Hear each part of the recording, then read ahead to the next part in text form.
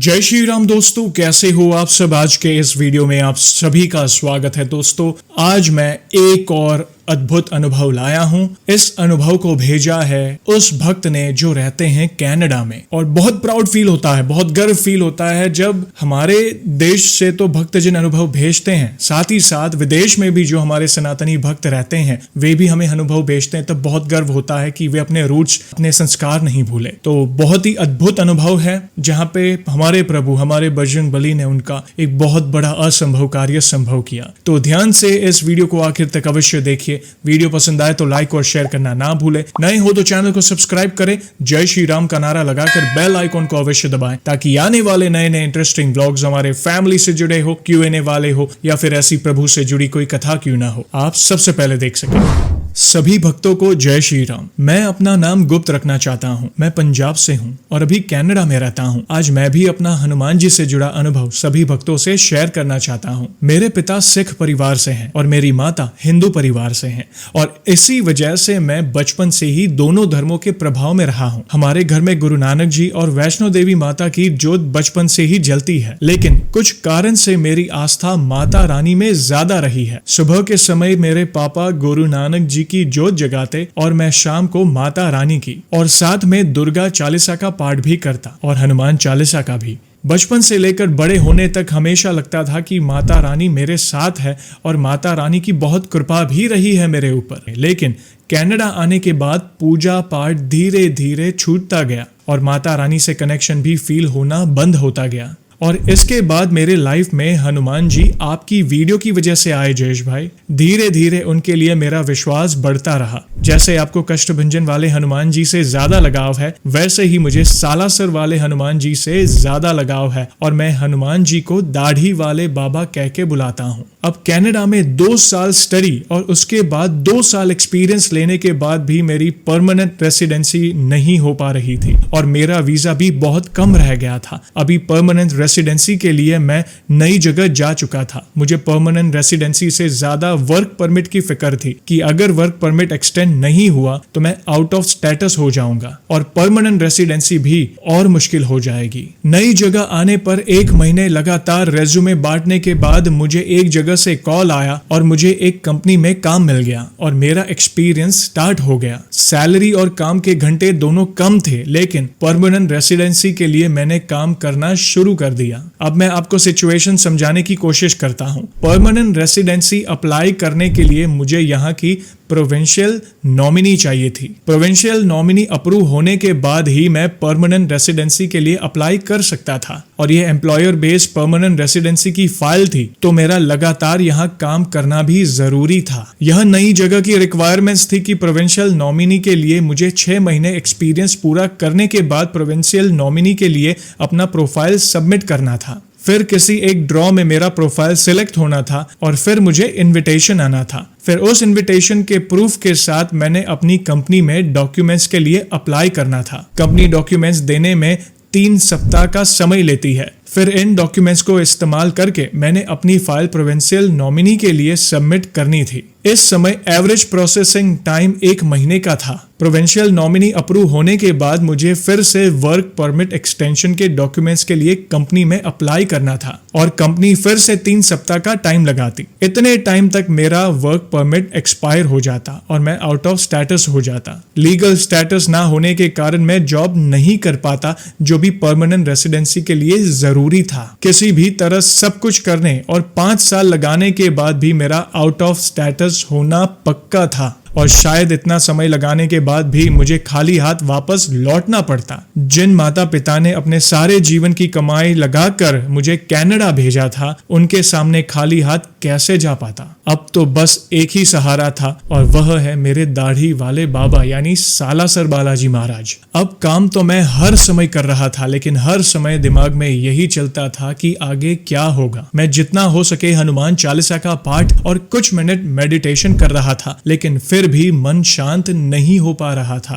जब भी मैं पाठ करता था तो 100 बार हनुमान चालीसा करने वाली लाइंस मुझे फील होती थी कि मुझे 100 बार हनुमान चालीसा का पाठ करना चाहिए, लेकिन मेरी सिचुएशंस ऐसी थी कि मैं 100 बार पाठ नहीं कर सकता था। उसका कारण ये था कि मेरे पास रूम नहीं था। मैं पैसे बचाने के लिए लिविंग एरिया में रहता था और जो भी पाठ मैं करता था वो अपनी कार में बैठ के सामने हनुमान जी की फोटो एक टैबलेट में ओपन करके करता था। लेकिन 100 बार हनुमान चालीसा का पाठ में अच्छे से जोत लगा के और भोग लगा के करना चाहता था, जो कि पॉसिबल नहीं था। फिर एक दिन पाठ करते समय मैंने हनुमान जी से कहा कि मुझे पता है कि 100 बार हनुमान चालीसा का पाठ करूंगा तो सब ठीक हो जाएगा, लेकिन कितना अभागा हूं कि चाह कर भी 100 बार हनुमान चालीसा का पाठ नहीं कर सकता। लेकिन प्रभु आप सब कर सकते हो, तो प्लीज आप कोई कृपा करें। तो हुआ ये कि जिन दोस्तों के साथ मैं रहता था उनका कुछ दिनों के लिए घूमने जाने का प्लान बना और उन्होंने मुझे कहा कि तब तक मैं उनके रूम में रह सकता हूं। और उन कुछ दिनों में शनिवार भी आ रहा था, तो मैंने प्लान बनाया कि शनिवार को रूम में टैबलेट में हनुमान जी की फोटो खोलकर उनके सामने 100 बार हनुमान चालीसा का पाठ करूंगा। मेरा बस इतना ही प्लान था, लेकिन हनुमान जी को सब अच्छे से करवाना था। शनिवार वाले दिन अलार्म लगाने के बाद भी मुझे सुबह उठने में देर हो गई। मुझे लगा कि हनुमान जी नहीं चाहते थे कि मैं ये पाठ करूं, लेकिन फिर भी सोचा कि चलो शुरू तो करता हूं, क्योंकि दोबारा मौका पता नहीं मिले ना मिले। नहाने के बाद जब तक मैं रेडी हुआ तब तक सुबह के 8 बज चुके थे और सब मार्केट खुल चुकी थी। मैं जल्दी से पाठ शुरू करना चाहता था ताकि बिना वॉशरूम जाए एक बार बैठे पाठ कंप्लीट कर सकूं। लेकिन तभी मेरे मन में आया कि मुझे जोत लगाने के लिए फ्रेश घी लाना चाहिए। मैं उसी समय मार्केट गया और फ्रेश घी और भोग सब ले आया और फिर इस तरह टैबलेट की स्क्रीन को बार बार टच करके, ताकि वो बंद ना हो, जोत जलाकर फोन में ही काउंट करते राम स्तुति 108 बार हनुमान चालीसा और हनुमान जी की आरती की और भोग भी लगाया। प्रभु की कृपा से सब कुछ बहुत अच्छे से हो गया। इसके बाद मेरे 6 महीने पूरे होने में अभी समय था। पता तो था कि दाढ़ी वाले बाबा सब ठीक कर देंगे, लेकिन मेरा मन अभी भी शांत नहीं हो पा रहा था। तो मैं दोबारा तो 100 बार हनुमान चालीसा का पाठ तो नहीं कर सकता था, लेकिन मैंने कार में बैठकर 108 बार राम स्तुति का पाठ हनुमान जी को सुनाया। जैसे तैसे समय निकल गया और मेरे 6 महीने पूरे हो गए और जो एक आखिरी ड्रॉ था उसमें मेरी प्रोफाइल सबमिट हो गई और मुझे इनविटेशन भी आ गया। अब मुझे कंपनी से डॉक्यूमेंट्स चाहिए थे। मेरे रिक्वेस्ट करने के बावजूद भी उन्होंने मुझे 3 सप्ताह लगाकर ही मुझे डॉक्यूमेंट्स दिए। इन 3 सप्ताह में मैं बाकी के जो भी डॉक्यूमेंट्स चाहिए थे सब रेडी कर चुका था। जिस दिन मुझे डॉक्यूमेंट्स मिले वो दिन शुक्रवार था और मैंने उसी दिन फाइलिंग शुरू कर दी। लेकिन लास्ट में एक डॉक्यूमेंट चाहिए था, पता नहीं मैं कैसे उसे कलेक्ट करना भूल गया था, जो कि सबमिट करना जरूरी था और ये डॉक्यूमेंट सीए से मिलना था और शुक्रवार की वजह से सारे ऑफिस बंद हो चुके थे और अब सोमवार को खुलने थे और मेरे पास तो एक दिन का भी समय नहीं था। फिर भी मैंने अपने सीए को ईमेल कर दी और मुझे अर्जेंट डॉक्यूमेंट चाहिए ऐसा उन्हें कहा। अब कोई उम्मीद तो नहीं थी सोमवार से पहले फाइल सबमिट होने की, लेकिन फिर भी मैंने दाढ़ी वाले बाबा यानी मेरे सालासर वाले बालाजी महाराज से प्रार्थना की कि मेरी सहायता करे। फिर मेरे दिमाग में आया कि एक बार मेरे सीए ने मुझे कुछ डॉक्यूमेंट्स ईमेल किए थे, मुझे वो चेक करना चाहिए। जब मैंने वो ईमेल्स चेक किए तो उनमें से एक ईमेल में वो डॉक्यूमेंट मुझे मिल गया जो मुझे चाहिए था। मैंने जल्द से जल्द फाइल कंप्लीट की और सबमिट कर दी। तब तक अगला दिन हो चुका था। फिर अगले दिन मैंने पीएनपी ऑफिस में रिक्वेस्ट ईमेल भी की अपनी कंडीशन को लेकर, लेकिन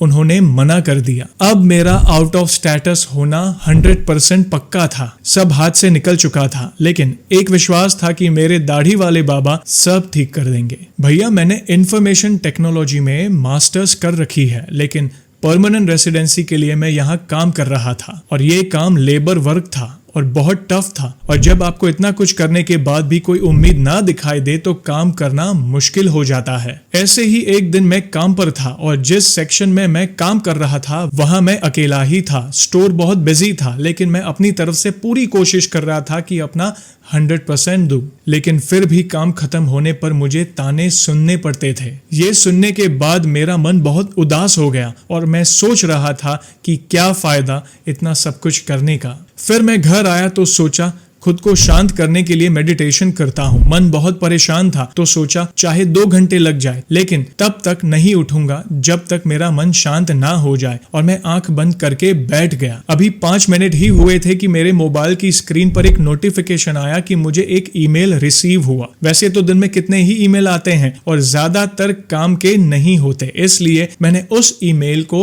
इग्नोर किया। लेकिन कुछ समय बाद मेरा मन हुआ कि कोई जरूरी ईमेल भी हो सकता है, मुझे एक बार देखना चाहिए, और मैंने आंखें खोली और ईमेल ओपन करके देखी। अभी प्रोविंशियल नॉमिनी अप्लाई किए 10 दिन ही हुए थे और वो ईमेल मेरी अप्रूवल की ईमेल थी, जबकि बाकी लोगों की फाइल्स को कम से कम 1 महीना तो लग ही रहा था। हालांकि गवर्नमेंट ऑफिस में मेरी फाइल सोमवार को रिसीव हुई थी, तो उस हिसाब से केवल 8 दिन हुए थे। भैया मेरी खुशी का तो ठिकाना ना रहा। जहां तक मुझे जानकारी है, मेरे अलावा ऐसा कोई नहीं है जिसकी प्रोविंशियल नॉमिनी 10 दिन में अप्रूव हुई हो। मैंने मन में दाढ़ी वाले बाबा को धन्यवाद दिया और शाम में हनुमान चालीसा का पाठ किया। फिर मैंने अपने साथ रहने वाले दोस्तों को बताया तो वे सुनकर हैरान हो गए कि ऐसा कैसे हो सकता है, और कहने लगे कि मैं बहुत लकी हूँ। मैंने मन में सोचा, हाँ मैं बहुत लकी हूँ क्योंकि मेरे दाढ़ी वाले बाबा मेरे साथ है। इसके अलावा भी मैंने जिसको भी बताया, हर कोई हैरान रह गया कि ऐसा कैसे हो सकता है।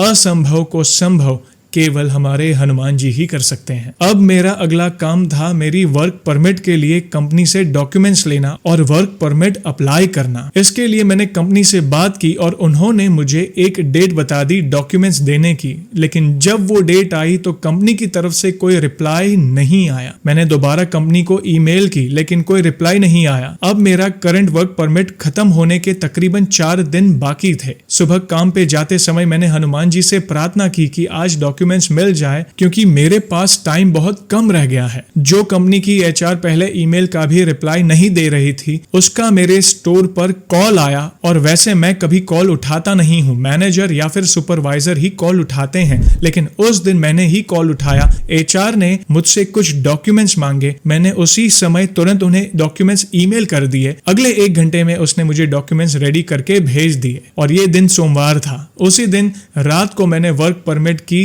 फाइल सबमिट कर दी, और मेरे ख्याल से जब तक फाइल सबमिट हुई थी तब तक इंडिया में मंगलवार हो चुका था। अब अगला काम था मेरी स्टोर मैनेजर को बताना। होता ऐसे है कि अगर आपने करंट वर्क परमिट एक्सपायर होने से पहले नया वर्क परमिट अप्लाई कर दिया तो आप आउट ऑफ स्टेटस नहीं माने जाते और लीगली अलाउड होते हो जॉब करने के लिए। लेकिन मेरी मैनेजर को तो ये बात पता नहीं थी, और कई बार समझाने के बाद भी वो मान नहीं रही थी और मुझे टर्मिनेट करने की बात कर रही थी, और ये सिलसिला कई हफ्तों से चल रहा था। आज मंगलवार का दिन था, मैनेजर को बताना था। मैंने मैनेजर को दिखाने के लिए कुछ प्रूफ भी इकट्ठे कर रखे थे, लेकिन मुझे पता था कि मैनेजर फिर से मेरे साथ बहस करेगी, और अगर मैंने कुछ ज्यादा बोला तो वो मुझे काम के समय तंग करने लगेगी। मैंने फिर से काम पे जाते समय हनुमान जी से प्रार्थना की कि मैं सही हूं और मुझे मैनेजर से बहस नहीं करनी, प्लीज मेरी हेल्प करे। और फिर उसी दिन जब मैंने मैनेजर को बताया तो वो कुछ भी नहीं बोली और ओके बोलकर डॉक्यूमेंट्स रख लिए।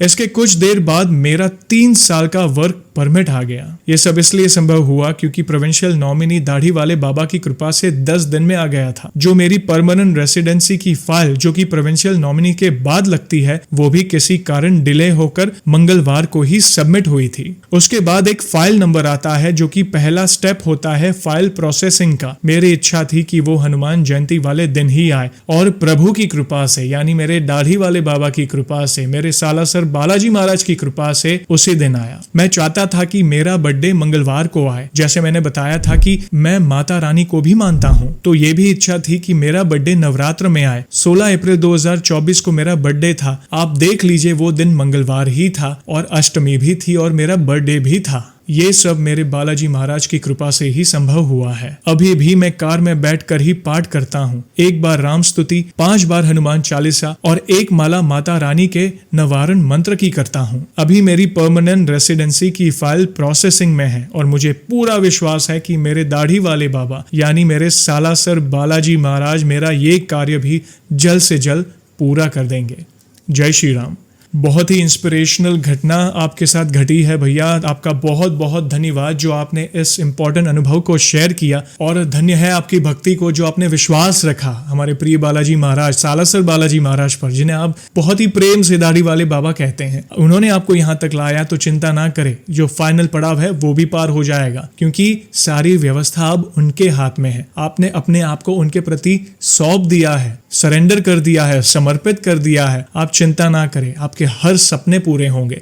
बस निष्ठा, प्रभु के प्रति जो निष्ठा है, एक अटूट विश्वास है, उसे ऐसे ही बनाए रखिएगा। आपके तो सपने पूरे होंगे, और आपको देखकर आपके माता पिता भी बहुत प्रसन्न होंगे। चिंता ना करें, क्योंकि हमारे बालाजी महाराज बहुत दयालु हैं। वे कभी भी अपने भक्त के आंखों में आंसू नहीं आने देते। बस दिल से पुकारो, वे आपकी सहायता करने दौड़े चले आएंगे। तो ऐसे ही है हमारे बजरंगबली।